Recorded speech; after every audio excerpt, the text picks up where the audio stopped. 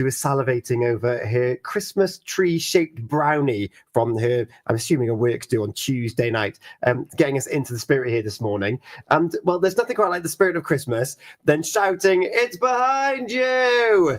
And then realising that, well, it takes a team to put these things together. And I'm delighted now to be joined by Chelsey. Hello. Good morning. It's so good to have you back here on the show. Oh, thanks for having me. It is that season. It really is. Full force. Panto season, Christmas season. And how's it going? Are you sleeping well? I am. I don't know about the cats, bless them, but yeah I am. Amazing. Chelsey, of course, from the Torch Theatre.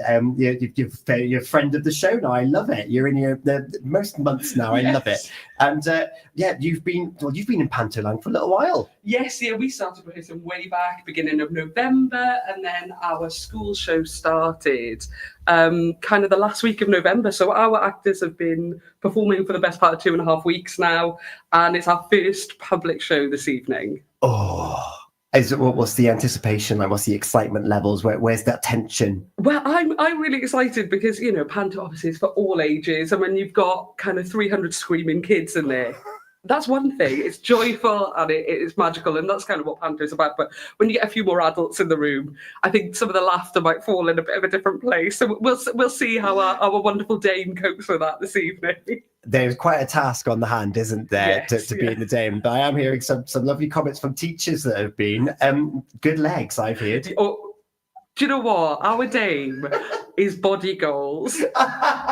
Genuinely, I look at what our Dame is wearing and I'm like, that's the 2025 vision right there. Work it. Yeah. Work it. We were just talking, actually, when Dominic the Donkey was on, about as a performer on stage, having a purely child audience is not like anything else that exists. Oh, not at all. There's just a wall of noise and they're with you from the first moment. They're just so excited to be out of school that, they're just like kind of full of energy and it is so joyful. At 10 o'clock in the morning, sometimes it is a bit of a shock. Theatre people, we tend to be kind of night owls. Yes. So it is a bit of a shock. But, even when we're in the office, because the theatre's the other side of the wall, I can tell what part of the show we're on by whether they're mooing or booing or cheering or, oh, yes, we are. All of that. It's such a joy. It's such a joy. Yeah, because let us know what is playing at the Torch Theatre right now. Oh, gosh, I would have forgotten to say. That's all I want to say. So Jack and the Beanstalk, but with a bit of a Pembrokeshire twist. Our Jack lives in Hakin with his mum, and they have to take the cow to Carew car boot sale. So it's just a really joyful version of Jack and the Beanstalk. That's so good. A family adventure of giant proportions. Yes. How have you incorporated a giant? So I don't give too much away, obviously, but there's a giant. There is a giant. Yes, and. He, just like everyone else, he goes on a journey throughout this panto. Starts off very evil, and you'll have to come and see where he ends up. Oh, I'm intrigued. Yes. Now, last time you were here, you had Tim with you. Yes. And, of course, you've got the youth torch as well. And you're like, oh, we've incorporated them. And it's like, wait, are you allowed to let me know yet? Absolutely. So, yes, our wonderful youth theatre actually wrote part of the script. So they are the spirit of the beans. So they help the beanstalk grow and you hear their voices as part of the panto and it's really magical and the beanstalk grows and it's, as a director, there are a few kind of theatrical moments that just, kind of make you so happy and that growing of the beanstalk is one of them. And to have our youth theatre incorporated is just so exciting for us and they're why we do it, we love our youth theatre, so it's such a privilege to have them involved. Something to aspire to as well, isn't it? Absolutely. And like, look, you could be here soon. Yes, What I love about Panto is, talking of that, it's a lot of places where people get their first break. And Panto is usually where they find themselves in their first professional work because there's so many around the country. And it's popular stories, but told in ever so slightly different ways. And they're an institution, like they're loved and they're adored, even though it's not the Disney version, but we still go and see them and we find those nice surprises. Where do you think that comes from? I think it's just they offer a bit of joy in the winter when it's cold and dark and miserable, and we all get to come together. And there isn't anything like being able to all sing together and shout out together. And there is a comfort in knowing those stories. And even though every panto, like you said, will have their own little twist, their own little version of it, we know the stories. We know that the goodies are going to win in the end, and that's like lovely to hear, isn't it? Any time of year, but especially at the moment. Oh, I agree. Yeah, the theatre etiquette goes out the window, doesn't it? Absolutely, and good. Yeah, I don't believe in sitting quietly. We want it loud and we want it raucous and we want it full of laughter. That's what Absolutely. we want. And I have to say, I saw a picture of the set. It looks fantastic.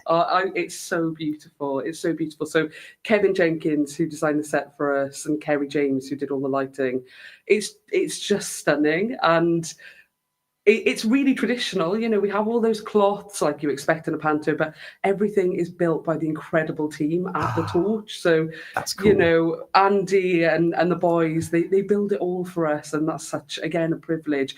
There's very few theatres now who have their own workshop. Yeah. So to have one at the Torch is just incredible. Yeah, what a resource to have, and to have the talent and the skills there on your doorstep. Well, no, you're not on the doorstep, in the door. Yeah, in the door. Yes. And of course, pantomime, it's the culmination of a whole year of work. And you've had some great works there. I'm talking of set building, just going back to Kill Thy Neighbour.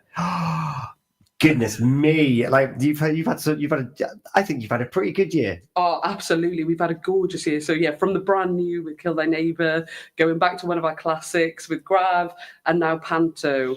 And we build our year around the Panto, and it is just a moment for us to celebrate with everybody who loves the Torch and say, "Come on in and have some fun with us."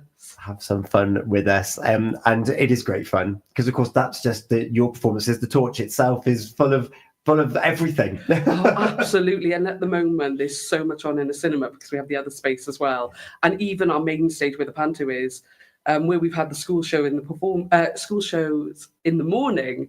In the afternoon, it transforms back into a cinema. It's amazing. Which, again, is wild. But, yeah, there's so much on at the moment. Yeah. So much on. And I have no doubt that 2025 will be more of the same. I hope so. It's all a bit secret at the minute. I can reveal our title for next year's Panto is going to be Rapunzel. Is this an exclusive? Yeah, it is. Oh, my goodness. Why not? Yeah.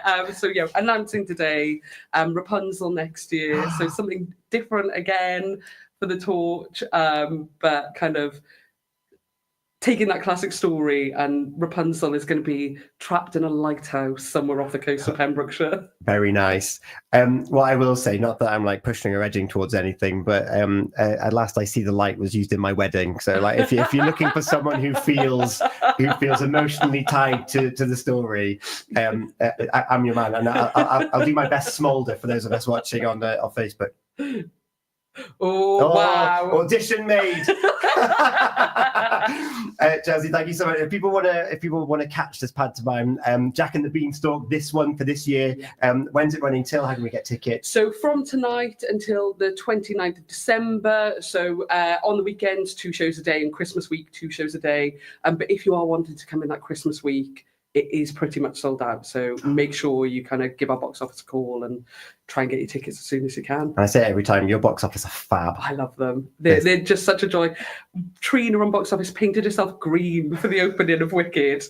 Like, I just love them. They're so brilliant. That's great. So get on down and have that family adventure of giant proportions, Jack and the Beanstalk, running until the 29th of December. Get your tickets now because they are flying out the window. Like beans out the window. Like beans out the window. Hey! Very good. It's still Good Friday, Chelsey. Yeah. Which means that the playlist isn't mine. So I need a track from you. So I'm going to deviate from Christmas. I'm a bit Christmas out already. So can we have a bit of We Like to Party by the Venga Boys, please? Oh, yes, we can.